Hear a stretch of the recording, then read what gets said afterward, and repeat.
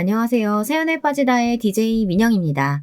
오늘도 첫 번째 사연 시작하기 전에 구독과 좋아요 눌러주시고요. 그럼 오늘의 사연도 함께 시작해 볼게요. 안녕하세요. 저는 결혼을 좀 늦게 한 30대 후반의 여성이에요. 원래는 결혼 같은 건 내 인생에 없다 생각하고 살아온 사람인데요. 결혼 3년 만에 남편이랑 이혼 소송을 하고 있습니다. 제가 지금 남편과 이혼하려고 하는 이유는 시댁을 잘못 만나서입니다. 그럼 제가 살아온 이야기를 좀 해볼게요. 제가 수학에는 강한데 글짓기 솜씨는 좀 없어서요. 혹시 제 글이 두서가 없고 문장력이 안 좋을 수도 있거든요. 이 점은 청취자 여러분들이 너그럽게 이해해 주시면 좋겠습니다. 제가 이 사연에 빠지다의 사연을 보내게 된 계기는 친정엄마의 권유 때문이었습니다. 저희 친정엄마는 이 채널을 구독하시고 매일 새 글이 올라올 때마다 꼭 들어보시는 분이거든요. 그러면서 어머니는 이 채널이 아침 드라마 같고 사이다처럼 시원한 복수글이 올라올 때면 댓글도 단다고 요게 아주 요즘 사는 낙이라고 하셨어요. 저에게도 얼른 구독하고 들어보라고 막 재촉을 하시더라고요. 저는 요즘 같은 디지털 시대에 웬 라디오 극장인가 싶었네요. 어머니께도 이게 재미있으면 드라마 보시면 되지 뭐하러 듣느냐고 물어봤는데요. 그게 어머니의 상상력이 더해지니까 드라마하고는 또 다른 맛이 있다고 하시더라고요. 친정에 가면 항상 이 유튜브 사연 이야기가 흘러나오고 있으니 저도 몇 번 들어보고 하다 얼떨결에 구독하게 되었습니다.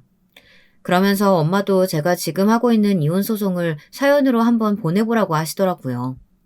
처음에는 저희 어머니 말씀이 그다지 내키지 않았습니다. 안 그래도 그 소송 때문에 골치가 아픈데 뭐하러 그럴까 싶었는데요. 다른 사연을 읽어보니 비슷한 일들을 이미 겪어내신 구독자님들이 계시더라고요. 그래서 저는 여러분들께 도움도 받고 힘도 얻으려고 이렇게 용기를 내서 펜을 들었습니다. 저는 서울 토박이입니다. 아버지는 사업을 하시고 어머니는 주부로 살아오신 평범한 집에서 태어났습니다. 저희 집은 중산층보다는 좀 사는 집안이에요. 그리고 오빠와 남동생 사이에서 자라서 그런지 저는 성격이 완전 손머스마 같았습니다. 초등학교 때도 골목대장을 항상 앞장서서 했고 고등학교 때도 저는 여중 여고를 나왔는데요. 쇼커트에 짧은 머리에 교복도 바지를 주로 입고 다녀서 선생님께 혼이 많이 났습니다. 그런 저에게 반했다면서 여자친구들이 초콜릿도 주고 진심을 담았다는 편지도 주더군요. 그렇게 여중 여고에서 남자 아이돌 같은 생활을 좀 했습니다. 대신 학창시절에 남자나 연애 같은 단어와는 아주 인연이 없었어요. 중고등학교 때쯤 되면 모든 애들이 대학을 목표로 공부를 하잖아요. 그래서 학원에서 커플이 되는 경우도 있고 다른 학교와 연합해서 동아리 활동을 하다가 사귀는 애들도 있었는데요. 저는 공부한다고 학원을 다닌 것도 아니었고 배구부 활동 때문에 주말에도 시합을 나가느라고 쉰 적이 거의 없었기 때문이었습니다. 저는 중학교 2학년 때 갑자기 키가 엄청 커서 175cm가 되었거든요. 그래서 2kg는 할 게 배구밖에 없다고 체육 선생님이 배구부에 강제로 집어넣어 배구를 하게 되었습니다. 저도 처음에는 하기 싫었어요. 하지만 체육 선생님이 피지컬 되고 운동신경 되는데 그 아까운 재능을 왜 썩히냐고 하시더라고요. 그러다 배구의 매력에 빠져 고등학교에 올라가서도 배구를 했습니다. 친정엄마는 그런 저를 여자다운 점이라곤 하나도 안 보인다며 걱정하셨어요. 여자애가 취미가 운동이고 매일 코트머리만 하고 다니니 성별이 의심된다고 하시며 뜨개질이나 다른 여자 같은 일들도 좀 해보라고 하셨거든요. 제가 그런 것은 아주 서툴러서 바느질도 뜨개질도 아직까지 하나도 못합니다. 요리도 결혼하기 전까지 한 번도 해본 적이 없어요. 매일 어머니가 해주시는 밥만 먹고 운동하기 바빴거든요. 그런 저 때문에 친정엄마는 제가 결혼하고 나서도 걱정되어 잠을 못 주무셨다나 봐요. 저희 어머니가 좀 약하고 여린 성격이시거든요. 제가 늦은 나이에 결혼해 요리며 청소, 빨래 같은 거는 소질도 없으니 시댁 어른들의 구박받으면 어쩌나 노심초사 하셨다고 하네요. 아무튼 저는 대학도 배구 특기생으로 체대를 나왔습니다. 그런데 체육대학은 선수가 안 되면 의미가 없더라고요. 저는 주전으로 뛸 만큼 재능이 있었던 것은 아니었나 봅니다. 고등학교 때까지는 주전으로 뛰고 팀의 주축이 되어서 활약을 했지만 대학에서는 전국에 모인 특기생들이 많았습니다. 그 애들 사이에서 독보적으로 잘할 자신도 없었고 슬슬 배구가 지겨워지고 슬럼프에 빠지게 되어 결국 배구를 그만두었습니다. 배구를 그만둔 저는 사회체육학과로 전과해서 스포츠 마사지, 재활 운동 같은 것을 배웠습니다. 그리고 대학을 졸업한 후 작은 회사에 들어가 2년 동안 사무직으로 근무했습니다. 그런데 제가 체대에 나온 사람인데 내근직이 영 맞지를 않더라고요. 그래서 어느 날 상사와 대판 싸우고 그만두었습니다. 그리고 얼마 동안 카페 알바를 하며 집에서 백수로 지냈습니다. 처음엔 친정엄마도 아르바이트 그만하고 취업을 해보라고 성화를 부리시더니 제가 들은 척도 하지 않자 그냥 저를 두고만 보시더라고요. 그렇게 한 1년 동안 아르바이트만 하고 집에서 캥거루처럼 생활을 했습니다. 어머니가 해주시는 밥은 여전히 꼬박꼬박 먹고 다녔죠. 어느 날 그런 저를 보다 못한 어머니가 이런 말씀을 하시더라고요. 주영아, 너 정말 이렇게 집안일도 하나도 안 배우고 취직도 안 할 거야? 그럼 나중에 결혼은 어떡해? 네 친한 친구들은 대학 졸업하고 얌전히 회사 다니다가 결혼했다고 하지 않았어? 취직을 해야 결혼 자금도 모을 거고 네가 결혼을 해야 나도 좀 한시름 놓지. 그러니까 취직 안 할 거면 집에서 엄마한테 요리나 빨래 청소하는 법이라도 좀 배워. 싫어 엄마. 나 그런 거 하나도 못하는데 어떡하라고. 난 나중에 부잣집에 시집가서 아줌마 쓸 거야. 얘가 말하는 것 좀 봐. 누가 너같이 선머스마 같은 애를 데려갈까. 결혼은 할 수 있고 난 네 생각만 하면 아주 한심해서 밤에도 잠이 안 와. 엄마 갑자기 왜 성질을 내요. 말이 그렇다는 거지. 나 결혼하기 싫어요. 비혼주의 할 거니까 나한테 결혼 이야기 하지 마요. 알았지? 난 엄마 아빠랑 죽을 때까지 같이 살 건데? 제가 비혼주의자라고 고집을 부릴 때마다 친정엄마는 생각도 하기 싫다고 하시며 얼른 결혼하라고 성화를 부리셨어요. 지금 생각해보면 그때쯤이 엄마의 갱년기인가 아니었나 생각됩니다. 안 돼. 제발 부탁이니 결혼해라. 나도 손주 얼굴은 보고 싶다 얘. 그리고 네가 저 결혼하는 거 싫으면 30 되기 전에 독립해. 언제까지 엄마 아버지 사이에서 살 거야? 엄마 아빠는 너희들 다 내보내고 둘이서만 살고 싶어. 여행도 다니고 이 밥순이 생활에서 좀 벗어나고 싶다. 나는 늙어서까지 너희들 뒤치다꺼리 안 하고 살 거야. 어머니는 대학을 졸업하자마자 아버지를 만나 아버지와 거의 바로 결혼하셨다고 합니다. 그래서 그런지 저희 어머니는 항상 여자도 일을 해야 한다는 말씀을 많이 하십니다. 본인이 30년 넘는 세월 동안 전업주부로만 생활하다 보니 이런저런 제약 같은 게 많아서 싫으셨다네요. 자기 이름으로 된 통장도 없으셨고 카드도 생활비도 모두 다 아버지 것으로만 사셨다고요. 요즘엔 그렇게 생활하는 여자들이 거의 없잖아요. 여자도 경제활동을 해야 하고 맞벌이를 10년도 넘게 해도 집을 못 살 정도로 집값이 비싸니까 말이죠. 그래서 지금은 제 어머니가 그때의 저를 보는 눈이 곱지 않으셨단 것도 이해가 갑니다. 하지만 저는 그때는 정신 못 차리고 그저 아직 아이처럼 부모님이 언제까지나 보살펴 주실 걸로만 알았나 봐요. 집이 제일 좋았던 집순이었고 남자나 결혼 같은 건 저하고는 인연도 없고 거리가 먼 이야기라고 생각해 왔었습니다. 다른 친구들이 주말마다 데이트다, 남친이랑 여행이다 하며 저랑 안 놀아주니 또 집순으로 지내야만 했던 것도 무시하지는 못하겠지만 말이죠. 그래도 저는 아버지가 사업을 꽤 잘하셔서 뭔가 부족하다던가 가난을 피부로 느끼면서 살지는 않았습니다. 저희 오빠는 어렸을 적부터 책만 읽던 아이였는데요. 그래서 친구들이 공부벌레니 모범생이니 재미없는 애라고 많이 놀리기도 했답니다. 그러걸 말건 오빠는 남들에게 별로 신경을 안 쓰고 묵묵히 열심히 공부를 하는 스타일이었어요. 아버지도 오빠는 장남이니 말은 안 해도 영어, 수학, 과외도 붙여주고 뒷바라지를 잘해주셨습니다. 그 결과 오빠는 서울대 법대를 들어갔습니다. 그리고 지금은 부장검사가 되어 있고요. 아버지의 자랑이 된 오빠예요. 그리고 남동생은 공부를 그다지 좋아하지 않아서 일찌감치 식품영양학과로 진로를 잡고 영양사 자격증을 따고 학교에서 영양사로 일을 하기도 했습니다. 동생은 어릴 적부터 먹는 걸 좋아하고 미각이 좋아서 세계 여러 나라로 미식기행을 혼자 다닐 정도로 먹는 것에 진심이랍니다. 저희 부모님은 우리 3남매를 키우며 부족함 없이 키우기 위해 노력을 많이 하셨습니다. 지금도 그런 점은 부모님께 감사하고 있어요. 그런데 아버지는 제가 배우하겠다고 했을 때 유일하게 반대를 하셨습니다. 하지만 저는 그때 배구의 매력에 푹 빠져 있을 때여서 아버지의 반대는 그다지 신경 쓰지 않았습니다.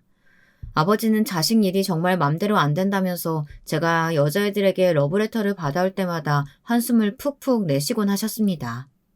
이게 다 남자들이 쫓아다니는 거라면 얼마나 좋을 것이냐고 하시면서 말이에요. 주영아, 내가 너 체대 간다고 할 때 그렇게 반대했던 이유가 이거야. 체육하는 여자들 성격 드세지고 손도 매워가지고 남자가 안 따라온다니까? 여자에게 인기 있어봤자 무슨 소용 있냐?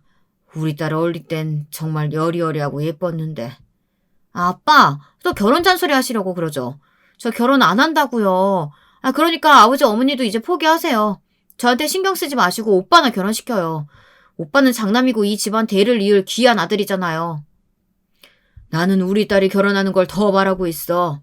네가 딸 낳으면 얼마나 예쁠 거야. 네 어머니가 결혼하라고 말하지 않았니? 이제 29이 됐으면 누구라도 사귀어야 하는 거 아니야. 이제 와서 취직이야 안 해도 되니까 결혼정보 회사 등록해라. 이 애비 소원이다. 결국 저는 어머니의 소원인 결혼은 하지 않겠다고 선언했고 제가 자신 있는 스포츠 마사지와 재활 운동을 제 직업으로 하기로 했습니다. 다시 공부해서 도수치료사 자격도 따고 마사지를 배워 운동선수들 몸 관리시켜주는 사람이 되었죠. 선수 트레이너가 된 것이었어요. 저는 지금까지도 제 일이 굉장히 보람있고 마음에도 듭니다. 직업에는 귀천이 없다고 하잖아요. 하지만 제 어머니는 그것도 여성스러운 일이 아니라고 하시며 계속 말리셨어요. 저는 살면서 저희 엄마한테 가장 많이 들었던 말이 여자애가 여성스럽지 못하게 라는 말들이었어요. 이 말도 계속 듣다가 보면 정말 지긋지긋합니다. 현재는 전통적인 성 역할이 점점 사라져가고 있는데 우리 부모님들만 그것을 강조하면서 여자애들은 얌전하고 예쁘고 남자애들은 활발하고 거침없어야 한다는 게 저는 이해가 잘 안 갑니다. 보통 성격은 잠시 환경에 따라서 바뀔 수도 있지만 천성은 변하지 않는 법이잖아요. 그렇게 태어난 사람을 그 기질에 맞게 키워야 하지 그 아이의 천성을 인정 안 해주면 아이들이 스트레스 받지 않겠습니까?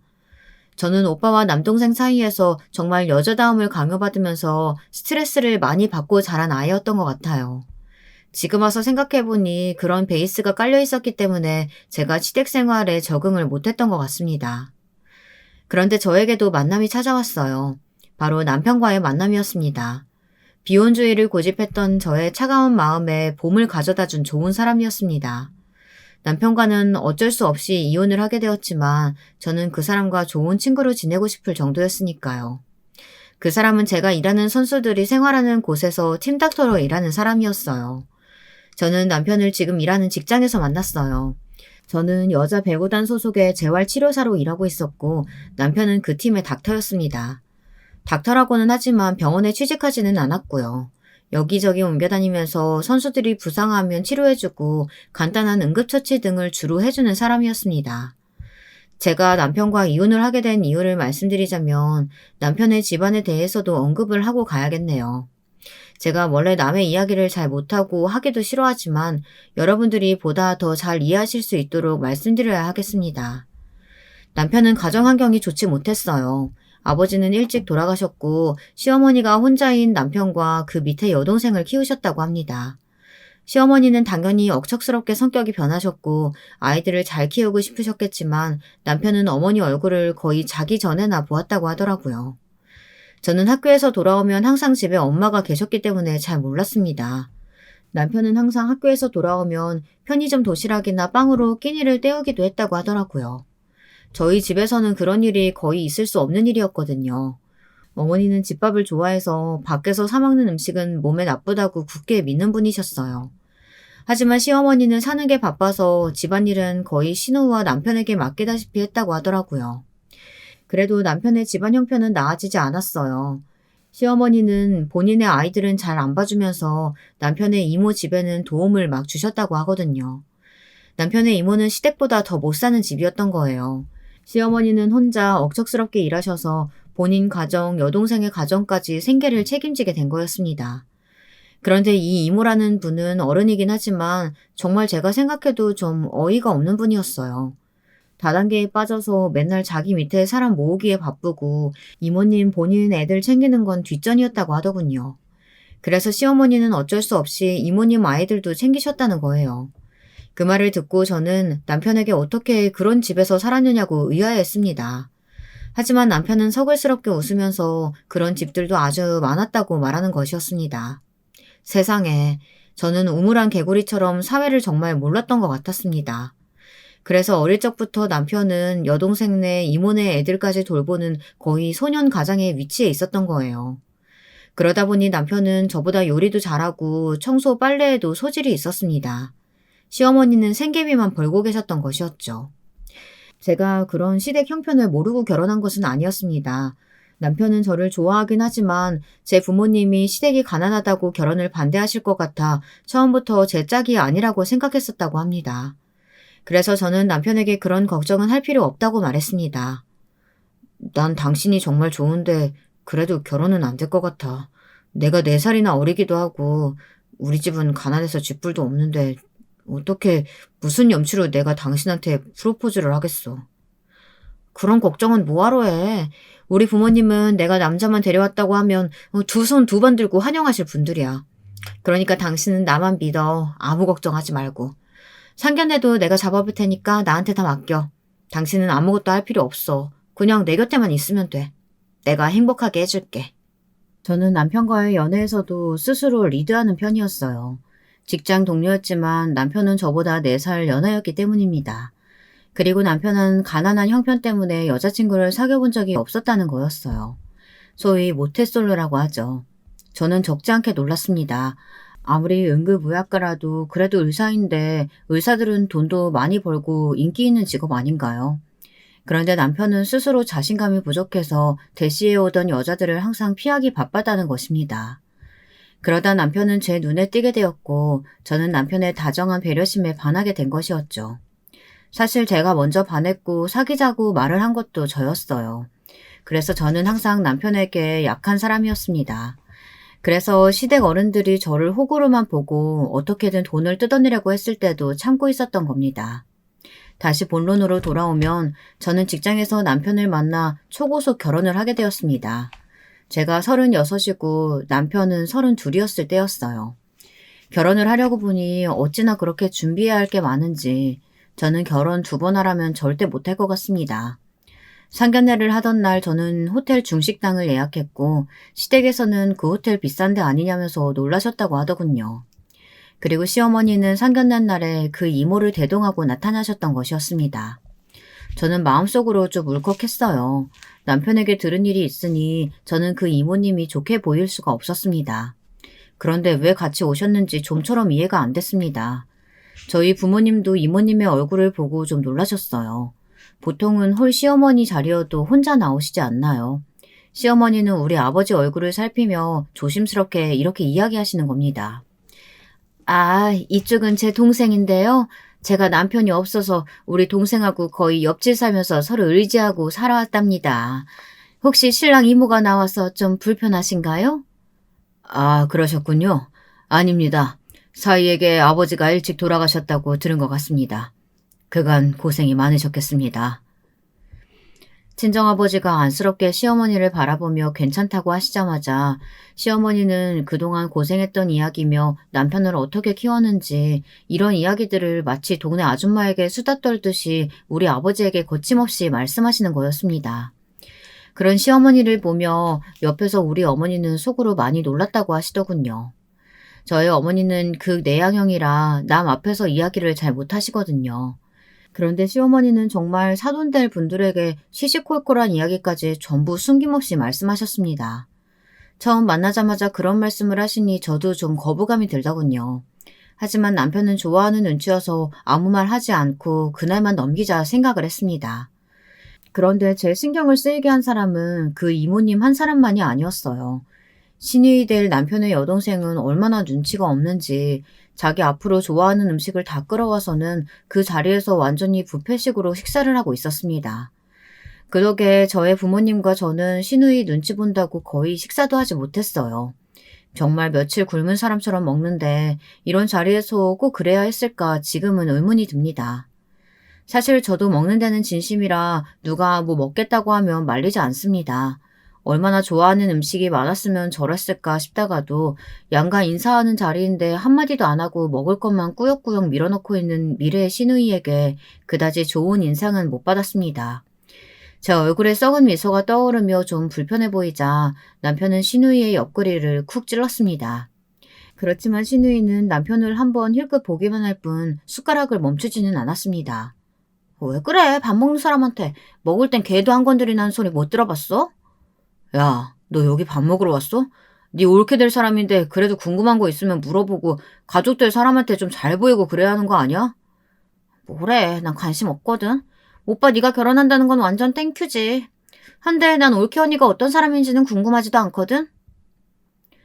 신우이는 어른들이 계신 자리에서도 말을 거침없이 하며 자기 하고 싶은 대로 하고 사는 사람이었습니다.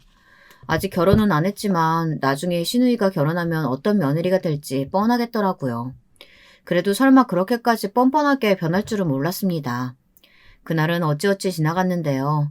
상견례를 마친 후 친정부모님은 남편이 좋은 사람 같다며 잘 지내보라고 하셨죠. 시어른들이 같이 살 건 아니니까 너무 걱정 말라고 하셨습니다. 특히 시어머니는 제가 비혼주의를 철회한다고 결혼하겠다고 한 것만 해도 다행이라고 하시면서 한숨 놓으셨다고 좋아하셨습니다. 결혼 준비도 남편과 제가 같이 할 수 없으니 어머니가 해주셨어요. 남편은 바쁘니까 혼수 가자는 제 손에 맡기겠다고 하고 어머니는 너무 좋아하셨습니다. 딸 결혼시킨다고 엄마랑 둘이 혼수를 보러 다니게 될 줄은 몰랐다고 하시면서요. 어머니의 그 말을 들으니까 저도 그때는 결혼은 내가 하는 건데 부모님이 좋을 수도 있구나 생각했어요. 부모님께 철없이 비혼을 고집하던 지난날이 좀 죄송스럽기도 했습니다. 그렇게 결혼은 일사천리로 이루어졌습니다. 신혼여행도 다녀왔고 시댁에도 인사를 갔었습니다. 그런데 시댁에서 저는 또 시어머니의 의외의 일면을 보게 되었습니다. 저희들이 시댁에 도착하자 시누이는 어딜 갔는지 집에도 없더라고요. 시댁에 가서 첫날 밤을 자고 친정으로 오라고 그래야 며느리의 도리라고 친정 부모님이 말씀하셔서 저는 시댁으로 먼저 갔죠. 하지만 시어머니는 집도 좁고 해줄 게 없다는 이유로 남편에게 이렇게 말씀하시는 거였습니다. 철아, 우리 집이 보다시피 좁잖니. 그러니까 이 시애미한테 인사나 그런 거 할 필요 없고 우리 집에서 잘 필요도 없다. 그러니 며느리네 친정 갔다가 그냥 너희 신혼집으로 가. 인사는 무슨 그냥 차나 한잔 하고 가. 엄마, 그래도 이 사람 결혼하고 처음 인사드리라고 왔는데 밥은 좀 해주셔야 하는 거 아니에요? 시댁에 처음 인사드리러 온 며느리한테 왜 그렇게 박하세요?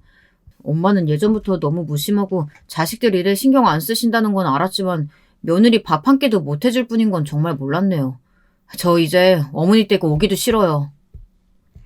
시어머니께서 이렇게 나오실 줄 몰랐다면서 남편은 기가 막혀하며 제 손을 끌고 그냥 친정집으로 갔습니다. 그런데 시어머니는 아들이 그렇게 가는데도 잡지도 않으시더라고요. 전 좀 이상했어요. 결혼은 좋게 시켜놓고서는 아들 며느리에게 이렇게 하실 수가 있나 싶더라고요. 그대로 친정으로 가니 저희 친정엄마는 사위 온다고 갈비에다 잡채에다 색색의 꼬치전, 생선전, 온갖 종류의 전들을 다 해놓으셨습니다. 평소에는 집밥으로 간단히 고기 반찬 하나에다 몇 가지 밑반찬만 놓고 드시는데 사위 신경 써서 잘해준다고 완전 명절날처럼 밥을 하신 거예요. 그 모습을 보자 저도 인간인지라 시어머니와 우리 친정엄마가 비교되면서 이런 생각이 들더라고요. 아, 내가 받은 게 푸대접인가 보네. 우리 시어머니 나한테 관심도 없으시구나 싶은 거예요. 그렇게 생각하니 좀 화가 나더라고요. 하지만 어쩌겠어요. 결혼 전에 시어머니한테 이쁨 받으려고 노력하지 않았던 제 탓인가 보다 생각하고 넘겼죠. 그런 걸 신경 쓰기에는 저도 너무 현실적이었거든요. 저는 남편만 있으면 된다고 생각했죠. 시댁에는 며느리 도리만 하러 가면 되고 친정 엄마에게 넘치는 사랑을 받으면 되니까 말이에요. 남편도 언제나 제 편이 되어줄 거라 생각했습니다. 그렇게 저의 결혼 생활은 좀 찝찝한 상태에서 시작했습니다. 남편과 저는 직장 동료니까 같이 출근을 했지만 퇴근하는 시간은 달랐어요. 그래서 저는 시도 때도 없이 나가야 하는 저보다 남편이 더 밥과 반찬은 잘하니 요리와 빨래를 맡아달라고 했습니다. 청소나 설거지 같은 건 제가 들어와서 하기로 했습니다. 남편도 크게 반대하지 않았고요. 제가 차 운전을 하고 남편과 같이 선수촌으로 출근했고 남편은 먼저 집에 가서 제가 돌아올 때 밥을 해서 기다리는 것이 일상이 되었어요. 저는 남편과 나름대로 깨가 쏟아지는 신혼생활을 했습니다. 시어머니가 무심한 건 어떤 면에선 좋기도 하더군요. 제가 결혼한 지 얼마 안 되어 시어머니와 있었던 일을 친구에게 하소연한 적이 한 번 있었거든요.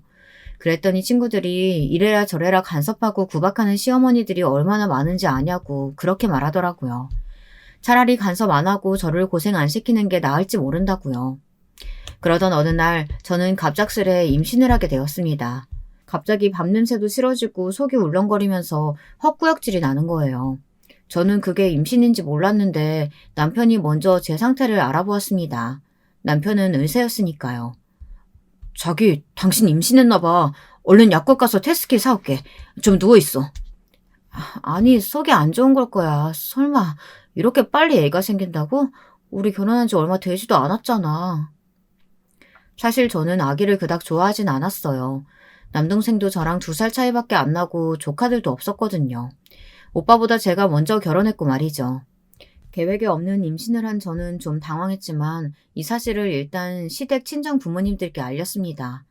그랬더니 친정 부모님은 반응이 엄청 좋으신데 시어머니는 좀 시큰둥하신 거였어요. 시어머니는 톡 쏘아붙이듯 남편에게 말했습니다. 아니, 뭐 벌써 애를 가져?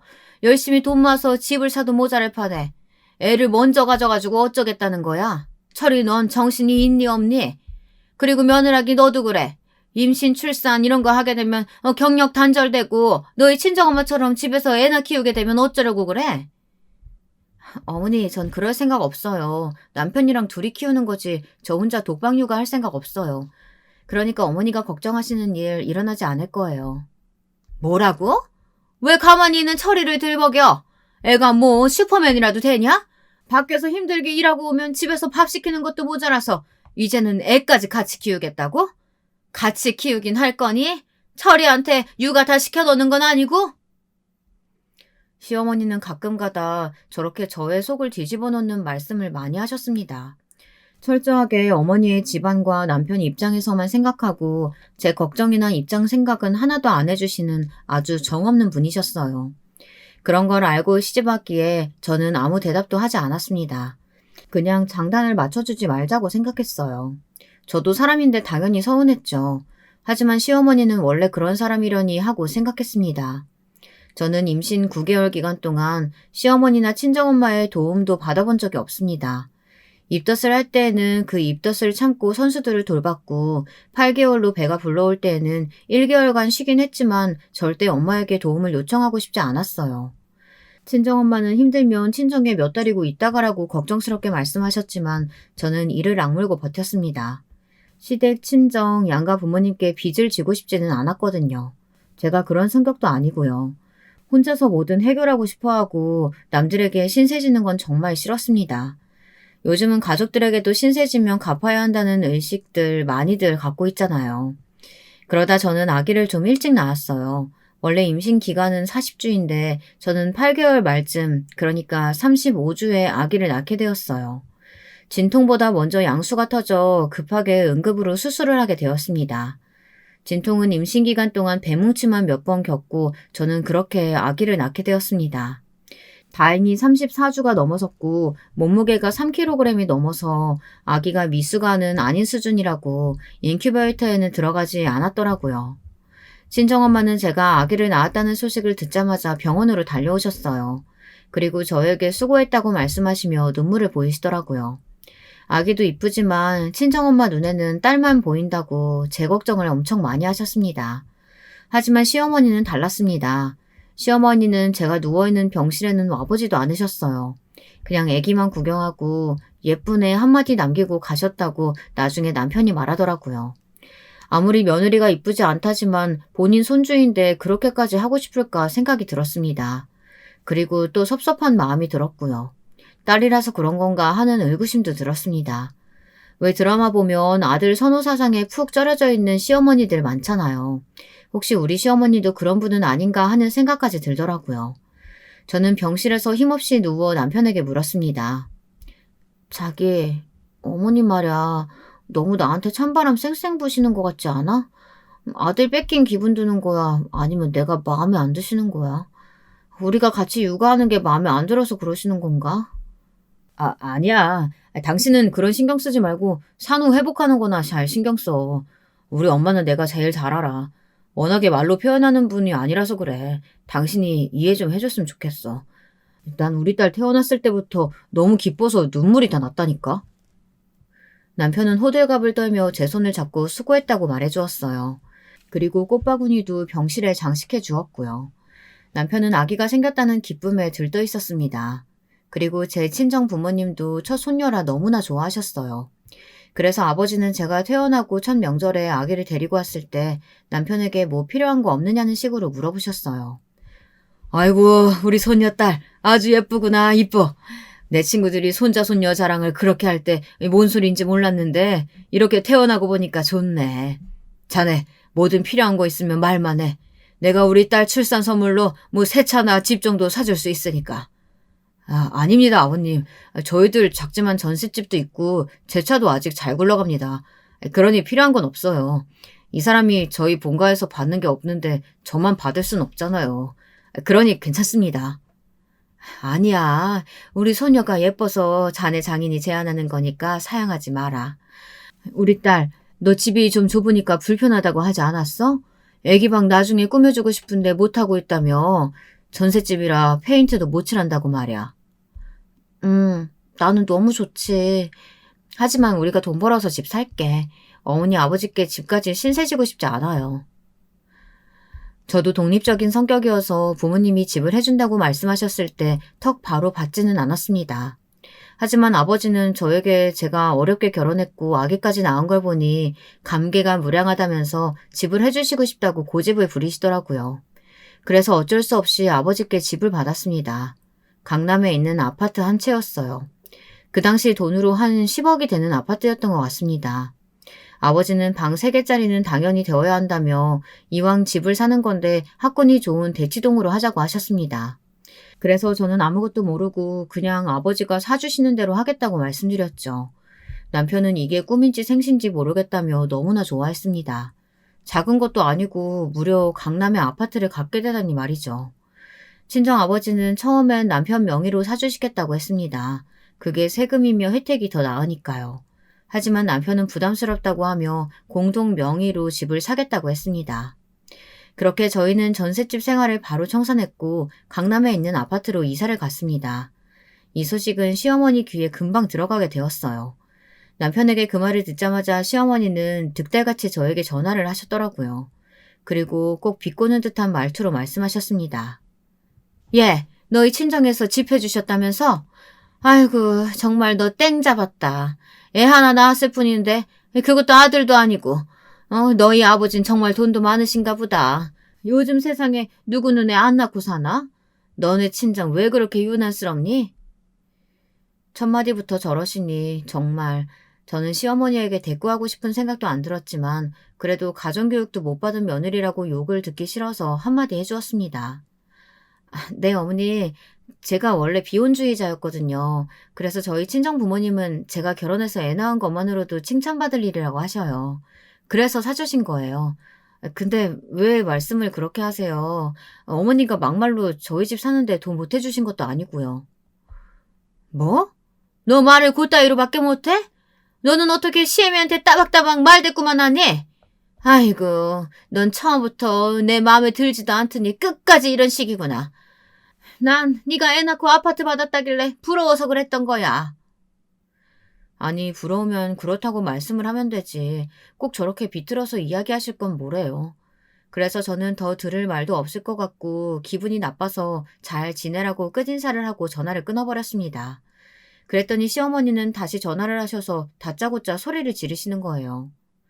야, 너 정말 이 시애미가 어른 같지 않지? 응? 통화하는 도중에 끊는 그런 버릇은 누구한테 배운 거야? 못돼 처먹은 거. 우리 철이가 착해서 그렇지. 아니면 너 같은 애랑은 결혼도 하지 않았어. 그 팀닥터인지 뭔지 그만두고 병원장 딸이랑 결혼했어야 하는데. 아휴, 우리 아들 너 때문에 앞길 막힌 거다. 여러분은 우리 시어머니 같은 사람이 이해가 되시나요? 저는 왜 제가 그런 말을 그것도 시어머니에게 들어야 되는 건지 모르겠더라고요. 그래서 더 이상 시어머니와 말하기 싫다고 하고 전화를 끊고 나서 시어머니를 차단시켰습니다.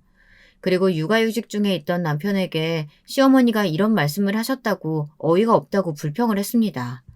그랬더니 남편은 그저 시어머니가 힘들어서 그렇다고 신경 쓰지 말라는 말만 하더라고요. 그런데 시어머니의 말을 며느리가 돼서 어떻게 신경을 안 쓰고 살겠습니까? 그것도 저렇게 아픈 데를 찌르는 날카로운 말들을 하시는데요. 그런데 그 전화 통화를 하고 며칠이 안 되어서 저는 또 황당하고 어이없는 전화를 받았습니다. 누구에게 받았느냐고요? 바로 그 문제의 시이모님이었어요. 게다가 그 시이모님이 저희가 아파트에 이사한 후에 전화하신 것도 마음에 걸렸습니다. 이모님은 저에게 좋은 약이 있는데 사지 않겠느냐고 하시는 거예요. 저는 뭔가 속을 것 같은 느낌에 일단 거절을 하긴 했습니다. 먹고 있는 영양제가 많다고요. 그런데 시이모님은 그 약이 그냥 영양제가 아니고 산후 회복도 돕고 스스로 몸이 튼튼하게 해주는 좋은 명약이니 뭐니 그런 이상한 이야기를 하시는 거예요. 그러면서 끈질기게 권유를 하시는 거였어요. 얼마 후에 리더 모임이 있다면서 자기한테 회사 사람들 소개까지 해달라고 대놓고 부탁을 하시더라고요. 저는 시 이모님의 말씀이 좋게 들리지 않았습니다. 다단계를 하시다가 쫄딱 망했다고, 그래서 어머니가 생계비까지 줘가며 돌보고 있다는 시 이모님의 말을 어떻게 믿겠어요. 그래서 애둘러 거절을 했습니다. 이모님, 말씀은 정말 감사한데 저 이제 안 아파요. 원래 몸이 좀 튼튼하기도 했고 수술 한 번 했다고 여기저기 막 아픈 건 아니니까요. 아프면 병원에 갈게요. 아니, 내가 너 생각해서 해준 말인데 그렇게 고깝게 들을 건 뭐냐? 우리 언니한테 얘기 들었는데 너 정말 되바라진 애였어. 시댁에 시집왔으면 어른들 말씀을 고분고분하게 들을 줄을 알아야지. 제가 제대로 된 말씀이면 듣겠는데요. 약을 팔려고 하시는 거면 안 들으려는 거예요. 아프면 병원에 가던가 그때 약 사 먹을 테니 저한테 그런 강요 안 하셨으면 좋겠어요. 혹시 저희가 아파트 샀다고 해서 돈 좀 있나 보다 하고 파시려는 거 아니세요? 뭐? 야! 네가 언제 우리 집 생계에 뭘 보태줬다고 그런 무례한 소리를 짓거려? 정말 보자 보자 하니까. 됐어. 나는 좋은 약이라고 소개해주려고 한 건데 그만 끊자. 이모님 역시 화난 상태로 전화를 끊으셨어요. 저는 그때 좀 시댁이 가난한 게 보통 일은 아니구나 생각이 들어 피부로 와닿았습니다. 왜 남편이 저에게 프로포즈를 망설였는지, 그리고 시댁 일이라면 치를 떨고 안 가려고 했었는지 말이에요. 시어머니와 시이모님에게 대이고 착취를 당하면서 남편은 정말로 지긋지긋했던 것 같습니다. 저는 그런 남편에게 이젠 정말 신경 쓰지 말자고 우리끼리 잘 살면 된다고 위로를 해주었어요. 그 사건은 그냥 그렇게 넘어가는 것 같았습니다. 하지만 제 마음속이 불길한 찝찝함으로 가득 차는 것은 어찌할 수가 없었어요. 어느 날 아이가 열이 나고 감기가 심해 병원에 가야 하는 일이 있었는데요. 그래서 남편이 월차를 내고 아이를 돌보고 저는 출근을 해야 해 나갔던 일이 있었습니다. 웬만하면 제가 가고 싶었지만 회사에서 출장을 가라고 해서 지방에 가서 선수들을 봐줘야 하는 일이 생겼거든요. 남편은 그때 자기가 나서서 애 데리고 병원을 가겠다고 하더군요. 저는 남편에게 고맙다고 하고 지방으로 마음 놓고 출장을 갔습니다. 그런데 저녁 늦게 돌아와서 보니 시어머니가 떡하니 저희 집 안방을 차지하고 계시는 것이었어요. 그것도 시누이까지 데리고 말이에요. 저는 평소 저희 집에 오시지도 않는 분이 왜 이러고 계신지 몰라 남편에게 눈짓을 했습니다. 그랬더니 남편이 우물쭈물 제 눈을 피하는 거예요. 그 대신 시어머니가 저에게 말씀을 하시는 거였습니다. 너는 아픈 아기를 우리 아들한테 맡겨놓고 어딜 가니? 네가 엄마가 맡기는 맞아? 어떻게 애 병원 가는데 남편한테 맡기고 앉았어? 아니 어머니, 그 얘기가 아니잖아요. 어떻게 오신 거예요? 혹시 놀러 오신 거예요? 그런데 어머니는 놀러 오신 것이 아니었습니다. 큰 캐리어를 2개나 끌고 신우도 데리고 오셨더라고요. 신우이는 볼이 볼록해서 저에게 불평을 해대는 것이었습니다. 집에 먹을 게 하나도 없다면서 도대체 밥은 하고 다니는 거냐고 말이죠. 저는 정말 분하고 화가 났어요. 힘들게 일하고 밤 늦게 들어왔는데 평소 같으면 남편이 딸을 케어하고 재웠던지 같이 잠들어 있을 거라고 생각했거든요. 그런데 이런 날벼락 같은 일이 일어나다니 무슨 일이랍니까? 저는 남편을 다른 방으로 급하게 불렀습니다. 그동안 자초지종을 묻자 남편은 미안한 표정을 지으며 저에게 변명을 하기 시작했습니다. 그런데 그 변명이란 게 저로선 정말 이해하기 힘든 것이었어요. 미안해. 어머니가 우리 신혼집 구경하러 오시겠다고 해서 난 아무 생각 없이 비밀번호 알려드렸어. 나도 어머니가 내 동생까지 데리고 살러 오실 줄은 몰랐지. 딸이 아프다고 다음에 오시라고 해도 막무가내여가지고 말릴 수가 없었어. 정말 미안해. 아니 아무리 그래도 그렇지 저렇게 짐까지 싸들고 오시면 어떡해. 그걸 알면서도 그냥 집으로 들여보낸 거야? 딱 봐도 무대뽀로 쳐들어오신 거잖아. 당신은 그런 거 화도 안 나? 시어머니는 안방에 있다가 우리 부부가 다투는 소리가 들리자 작은 방 방문을 쾅쾅 두들기며 소리를 질렀습니다. 야, 이 문 안 열어? 니네끼리 무슨 소리를 속닥속닥거리는 거야? 오호라, 내가 짐 싸들고 너희 집에 와서 기분 나쁘시다? 나도 강남 아파트 한번 살아보고 싶었다. 그러니까 이제 같이 사는 거지 뭐. 마침 이번 집 계약도 끝났겠다. 좀 있으면 이사 나가야 되는데 너희 집이 살기 좋아 보이더라. 저는 화가 나서 안방문을 박차고 나갔습니다. 그랬더니 시어머니는 팔짱을 끼고 의기양양하게 서 계시는 거예요. 도대체 어머니가 이러시는 이유를 알 수가 없었습니다. 물론 각자 합의하에 제가 허락을 하면 같이 살 수도 있고 다음 이사를 하실 때까지 잠시 거처하신다면 저도 이해해 줄 수 있어요. 하지만 시어머니는 마치 당연히 자기 집 오듯 행동하고 신우이란 사람은 저한테 밥 맡겨놓은 사람처럼 구니 화가 안 날 수가 없잖아요. 저는 시어머니께 얼른 나가시라고 정말 도둑처럼 이렇게 막무가내로 오시지 말고 먼저 상의를 했어야 하는 거라고 말씀드렸습니다. 그랬더니 시어머니는 갑자기 울면서 쇼를 하시는 거예요. 아이고, 우리 아들이 집에서 얼마나 권위가 없으면 며느리가 이렇게 기세등등하게 날 내쫓으려고 하니. 이 집이 우리 아들 명의라며 아무리 친정아버지가 사줬어도 엄연히 네 남편은 이 집에 대한 권리가 있어. 엄마, 그런 말이 어딨어요. 이 집 공동명의예요. 우리는 부부지만 동등한 위치에서 각자 생활하고 수입도 생활비 반씩 된다고요. 그러니 얼른 나가세요. 제가 나중에 월세방 보증금 정도는 드린다니까요.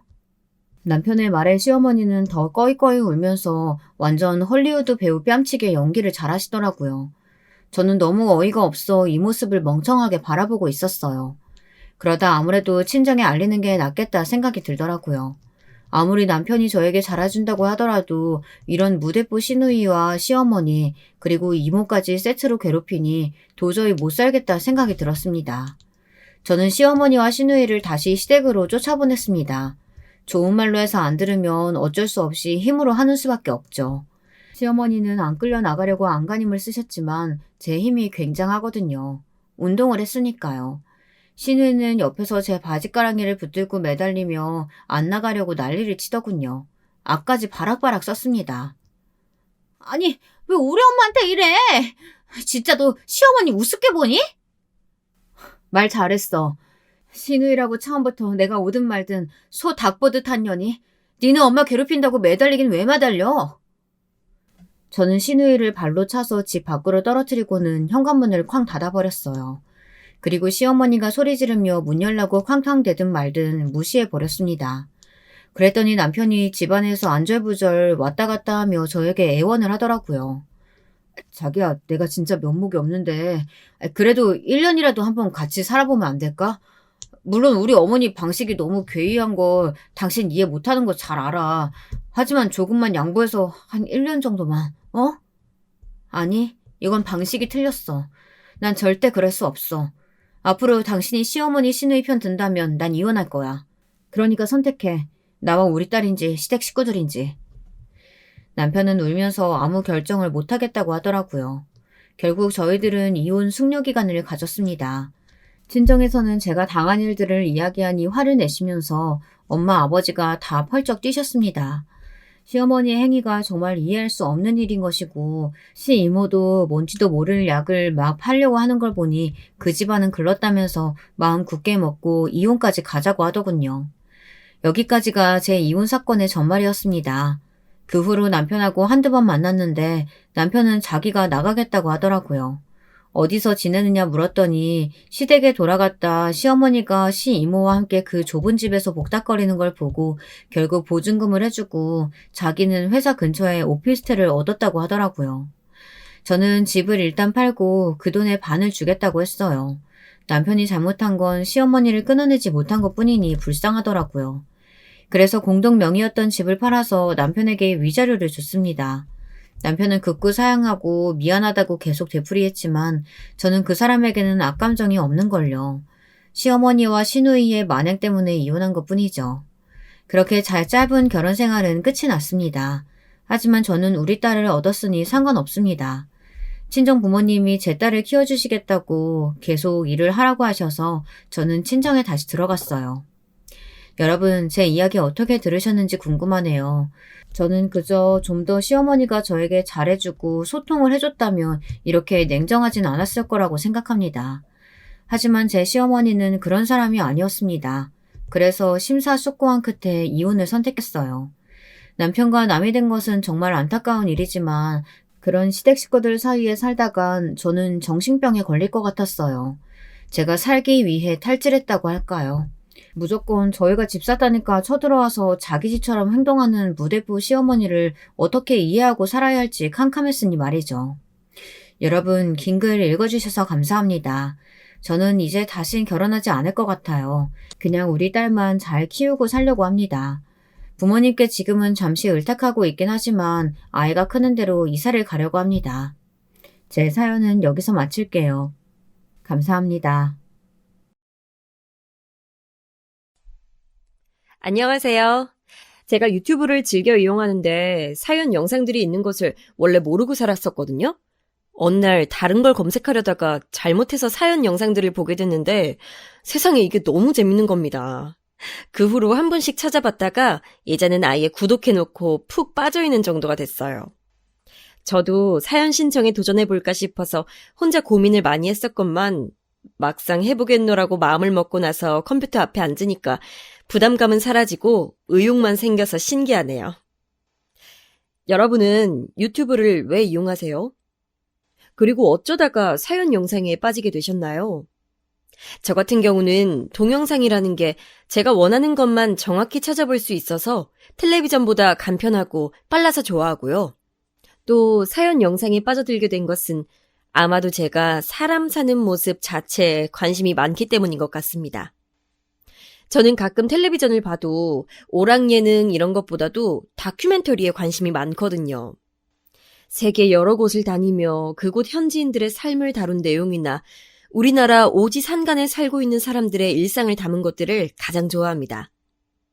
원체 이런 성향이다 보니까 사연자가 자기의 에피소드를 털어놓는 사연 영상들을 보면서 즐거움을 느꼈나 봐요.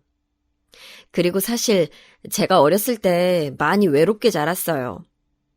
저는 아무렇지 않다고 스스로 생각하면서 지내왔지만 제 안에는 어떤 애정 결핍이라든지 사람들과 어우러져 살면서 그들 안에 소속되고 싶다는 갈망 같은 게 자꾸만 남아있는 것 같습니다. 그래서 혼자 있는 걸 별로 안 좋아해요. 혼자 있어도 휴대폰으로 뭘 자꾸만 틀어놔야 하고 보지 않아도 텔레비전을 켜놓습니다. 사회생활을 하다 보니까 저도 피곤하고 지칠 때가 많기 때문에 혼자 고요한 시간을 보내고 싶으면서도 동시에 혼자 외로이 있고 싶지 않은 그런 이율배반적인 기분을 자주 느끼는 사람이 바로 저예요. 아직은 30대이기 때문에 이런 건지, 그렇다면 더 나이가 들면 외로움에 무뎌질지 이런 것들이 궁금한 요즘입니다. 인생 선배님들께서 이런 저에게 혹시 조언을 주실 수 있다면 감사할 것 같네요. 저는 세 자매의 둘째로 태어났어요. 딸만 셋인 집인데 제가 어떻게 외로울 새가 있었냐고요? 다 사정이 있었답니다. 원래 저희 집은 부유한 편이었다고 해요.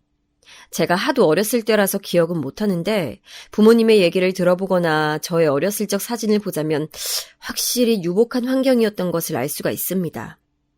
그런데 제가 6살 때 일이었어요. 이때 저희 언니는 8살이었고 동생은 5살이었습니다. 우리 삼촌이 그럴 리가 없어. 얼마나 진실된 사람인데 설마 우리의 등에 비수를 꽂고 도망갔으리라고? 이건 말도 안 돼. 나 도저히 믿을 수가 없어. 당신 정신 차리고 현실을 봐. 이미 일어난 일이야. 우린 지금 망한 거라고. 우리 재산 다 날린 거 지금 이렇게 눈으로 다 보고 나서도 부정할 거야? 어떻게 사람이 그럴 수가 있냐고. 우리가 얼마나 자기를 믿었는데 그런 우리를 이렇게 배신할 수가 있어? 여보, 난 이제 못 살 것 같아. 환멸이 나서 못 살겠다고. 우리 애들 앞으로 어떡해? 죄 없는 우리 애들, 아무것도 모르는 애들이 재산 다 날리고 빚더미에 앉은 집안에서 커갈 거 생각하면 나 지금 벌써부터 숨이 막혀와, 여보. 나는 자신 없어. 삼촌이라고 불렸던 먼 친척분에게 부모님은 처절한 배신을 당하셨어요. 그분만 믿고 보증을 섰다가 날린 돈이며 억울하게 뜯긴 돈까지 상황의 참담함이 이루 말할 수 없을 정도였습니다. 저는 그때 제가 상황을 파악할 수 없을 정도로 어렵기에 망정이라고 해야 하는 건지 아니면 부모님께 위로 한마디 건넬 수 없었던 어린 나이였던 것을 원망해야 하는 건지를 두고 많이 고민했었던 것 같네요. 저희 집은 원래 엄청 넓은 보금자리에서 살고 있었는데 그 사건으로 재산을 잃고 빚은 얻은 채 그 넓은 집을 포기해야 했으며 자그마한 구옥으로 거처를 옮겼습니다. 그러면서 언니랑은 따로 떨어지게 됐어요. 언니는 멀리 사는 큰 고문에서 맡아주겠다고 했기 때문에 그쪽에서 살게 됐습니다. 언니는 그때부터 큰 고모의 자식들과 같은 학교를 다니면서 마치 그 집 식구처럼 살아가게 됐죠. 저는 어려서 그런 이해관계들을 몰랐기 때문에 그저 언니를 잃었다는 상실감만 느꼈습니다. 엄마, 왜 언닌 따로 살아야 돼? 이 집엔 언니 방이 없어서 그래? 우리 셋이 다 방 같이 쓰면 되잖아. 그게 그런 게 아니야. 이 집이 좁아서 너희 언니랑 같이 못 사는 게 아니야. 그냥 너희 언니한테는 거기서 사는 게 좋은 길이기 때문에 그렇게 된 거야. 우리 수연이는 착한 동생이니까 언니 행복해지는 길 응원해 줄 수 있지? 응? 우리 수연이가 이해해줬으면 좋겠어. 엄마가 저를 붙잡고 거듭 말씀하셨을 때 저는 솔직히 하나도 상황을 이해하지 못하고 있었지만 몇 주 사이에 엄마가 너무나도 피골이 상접하고 초췌해진 것을 느낄 수 있었기에 그대로 입을 다물었습니다. 때를 쓰고 웅석을 부릴 때가 아니란 것을 직감적으로 알았던 것 같아요. 하지만 제 동생은 달랐어요.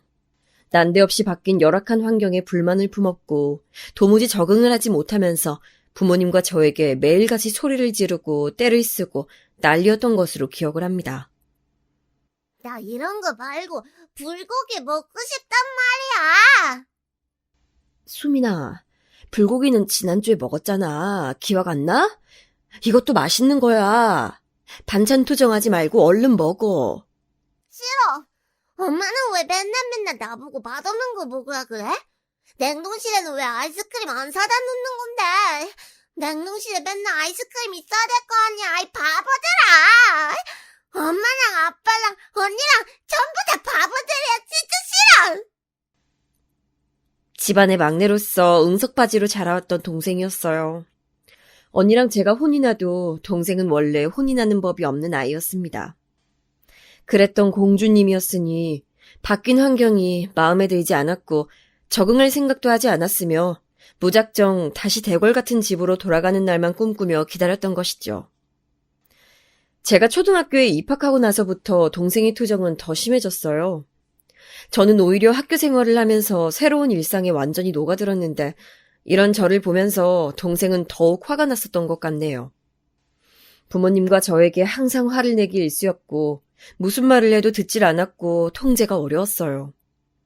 아버지는 이 진흙탕 같은 현실에서 벗어나기 위해 고군분투하고 계셨기 때문에 당시에 무척 바쁘셨습니다. 무기력하게 계시다가 다시 눈빛을 빛내시며 이것저것 해보시려고 하는 아버지를 보면서 엄마는 기뻐하셨고 열심히 내조를 하셨죠. 그래서 당신의 딸들이 아버지의 제도약에 방해가 되는 것을 원치 않으셨습니다. 아무런 사고도 치지 않길 원하셨어요. 저는 학교 생활에서 힘든 점이 있거나 교우 관계에서 고민이 생겨도 그걸 집에 와서 털어놓질 못했습니다. 응석 부릴 생각하지 마. 나약한 소리 하는 거 아니야. 네 동생만 들어도 충분히 벅찬 상황인데 너마저 쓸데없는 소리 해낸다면 엄마 너무 속상해. 알겠지? 우리 수연이는 착한 언니니까 이해해줄 수 있지? 앞으로도 동생 잘 챙기고.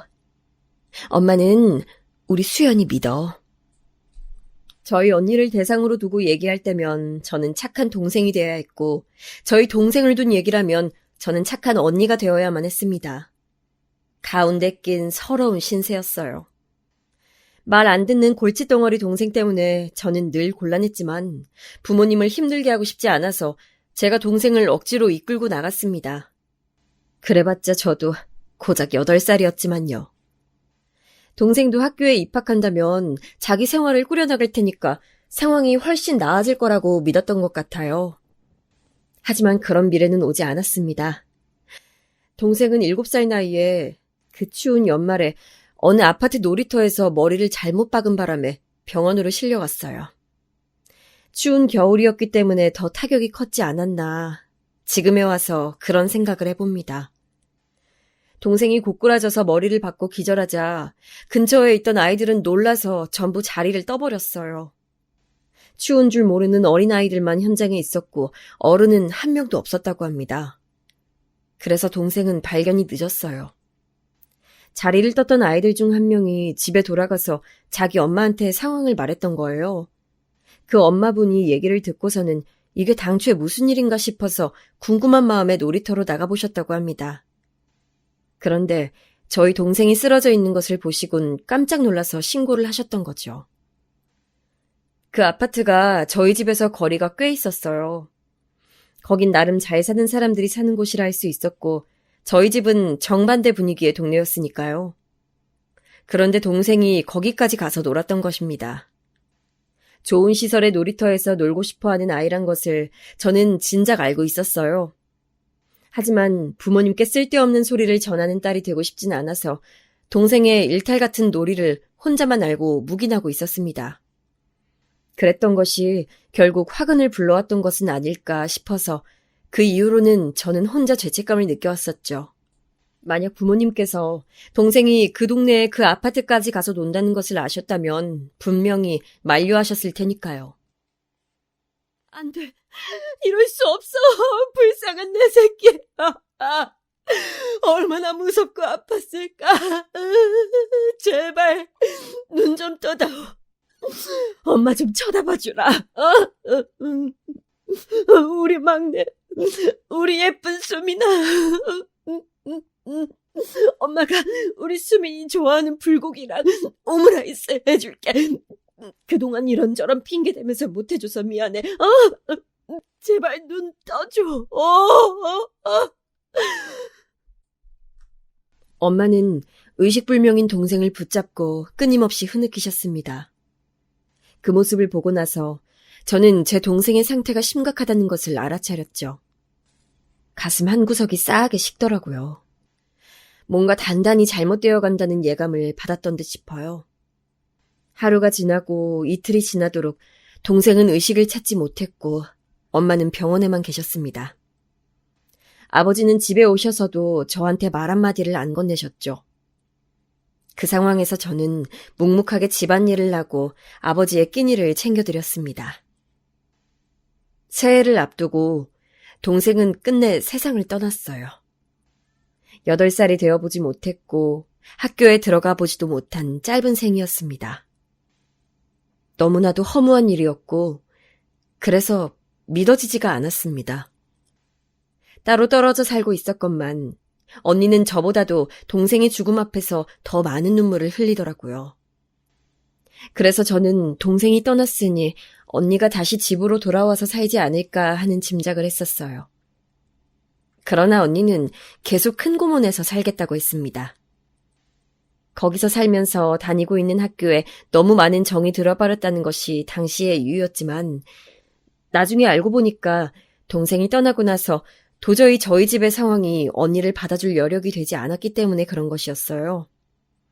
엄마는 마치 폐인처럼 일상을 놓아버리셨고 아버지는 하루 종일 바깥일에만 매달리셨습니다. 저는 찍소리도 못하고 그 집에서 저 혼자 스스로를 챙기면서 그렇게 살았어요.